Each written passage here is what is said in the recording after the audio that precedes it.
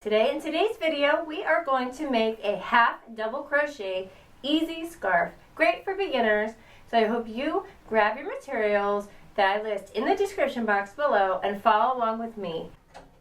The first thing we're going to do is start by making a slip knot and placing that over our hook.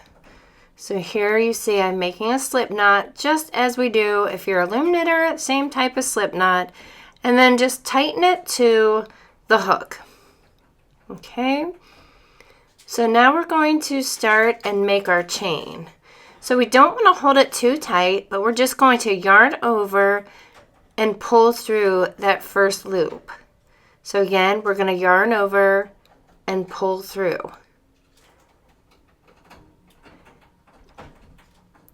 Each chain that you do, you want to make it similar because you want your chain to look the same. So you don't want to pull it too tight. You don't want to move yourself around. You just kind of want to do the same hand stroke. See how I have it in between my index finger? And I'm just doing the same type of movements each time. So right now we're just making our chain, and I'm just taking the yarn and doing a yarn over and pulling through the loop. And I'm going to chain 22.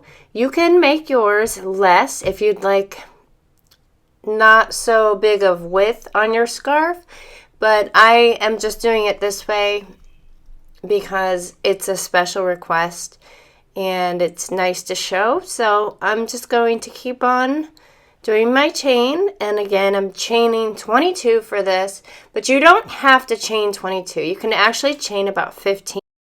15 would do the trick. So we're going to count over 3. So I'm going to yarn over and place my hook into that stitch. Yarn over again. So here I'm yarning over again just to show you that. Pull through 1. So I have 3 on my hook, 3 loops. And then I'm going to yarn over again and pull through all 3. So that is my first half double crochet. So I'm going to do the same thing in the next stitch. So yarn over, put it through, then I'm going to yarn over again, pull through 1, yarn over again, and pull through all 3 on the hook.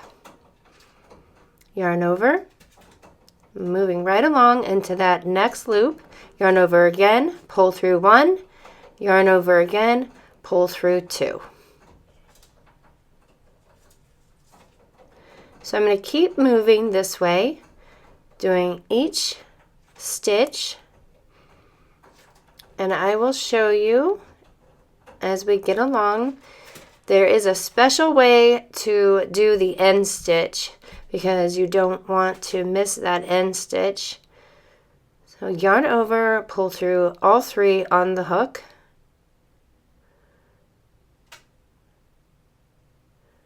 Yarn over, pull through all 3, and this is how it should be looking. And it may curl. That is normal for the first couple of rows. It's nothing to worry about. This is a great project because it's basically the same stitch the whole way along. So if you're watching TV or if you have distractions like I do, it's really simple just to lay it down and pick up where you started from. So just keep on going. Keep on going, and I will meet you at the end of this row to show you what to do next. So keep on going.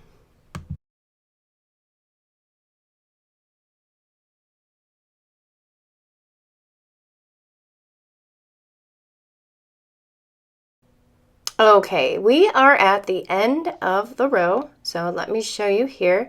You're going to want to place that hook into the very last stitch. Make sure you don't miss it.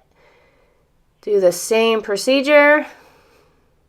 Now we're at the end, so we're going to actually tighten that up a little, and we're going to chain 2. 1, 2. And then we're going to turn our work.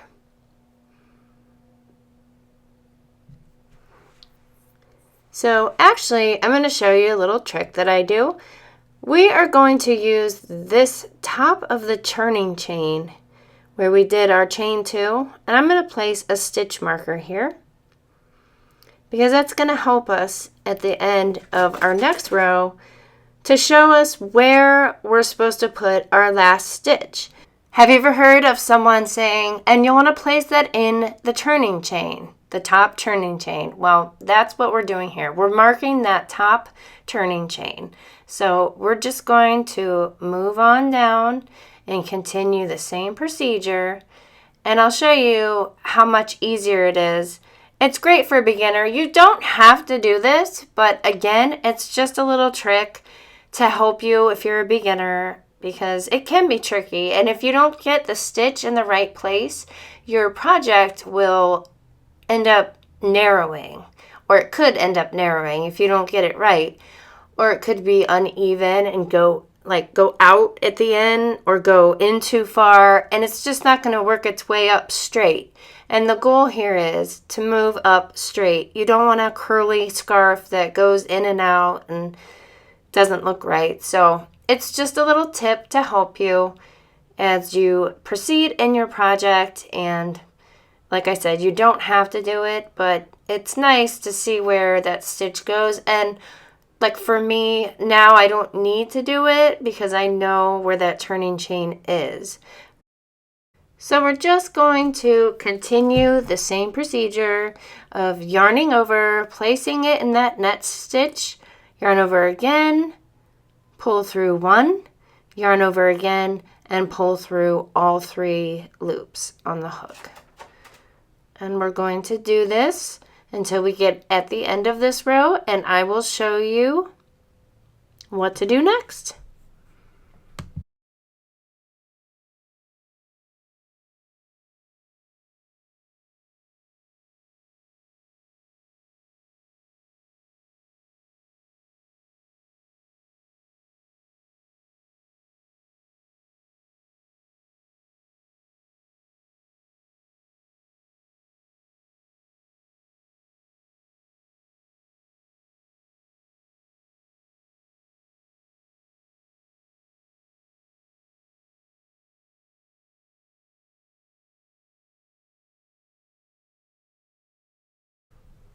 So we are at the end of the row, and I'm going to place my last stitch on top. Right there is the turning chain.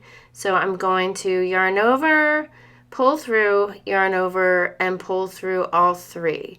So it goes right at the end there. Now I'm going to chain 2.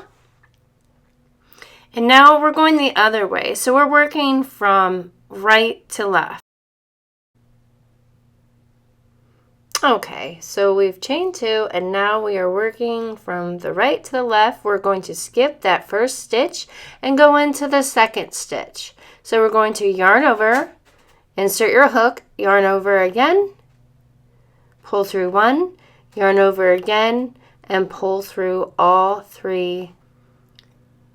So continue doing this method just like before, and I will meet you at the end of the row.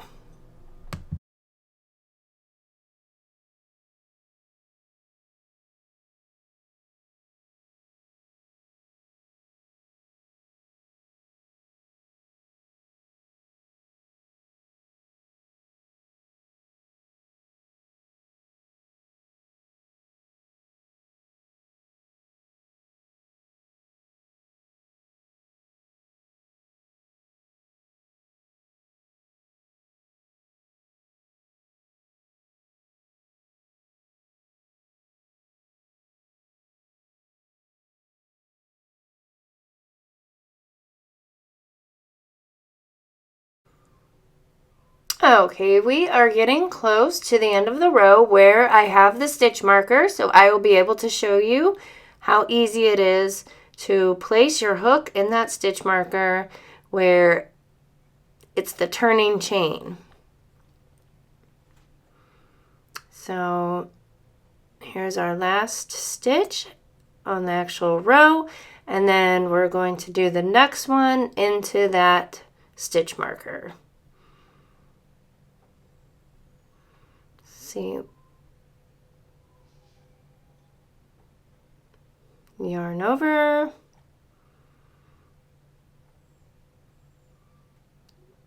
Insert your hook. You may need to have your fingers guide you. Sometimes it always doesn't go through smoothly, and that's with or without the stitch marker. At least that's my experience.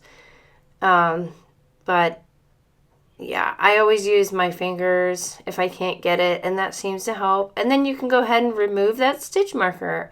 So it's just that simple. And then you go ahead and chain your 2 and turn your work.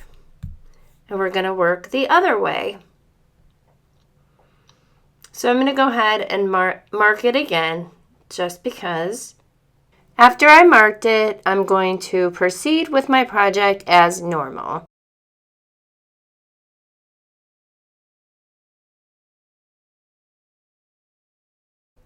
So in between here, I obviously changed yarn colors, but I didn't show the example because I didn't like it. But I like this one a lot better. So you're going to change your yarn at the end of the row.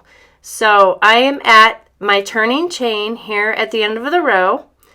So I'm going to insert my hook as normal. And again, use your fingers if you need to. I just want to have it exactly precise in the turning chain.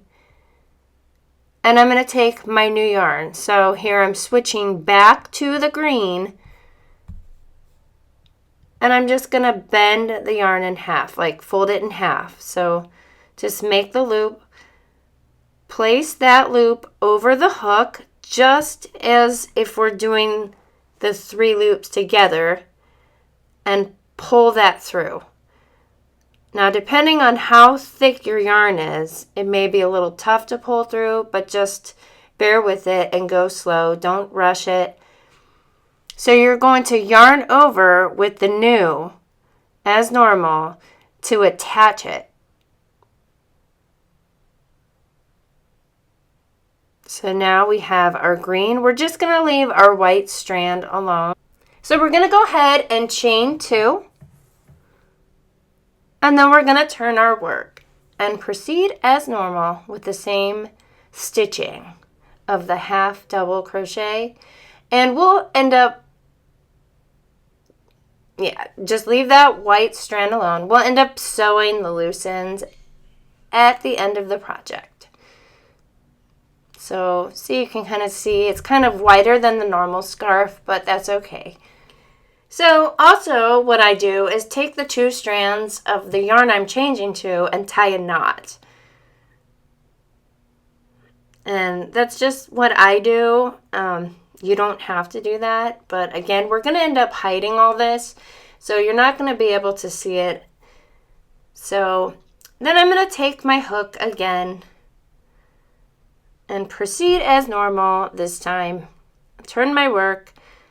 And then now we're working with green. So again, you'll want to skip that first stitch and go to the second. So yarn over, insert hook, yarn over, pull through. So again, yarn over, insert your hook, yarn over, pull through 1, yarn over, pull through all 3 on the hook. So keep on going.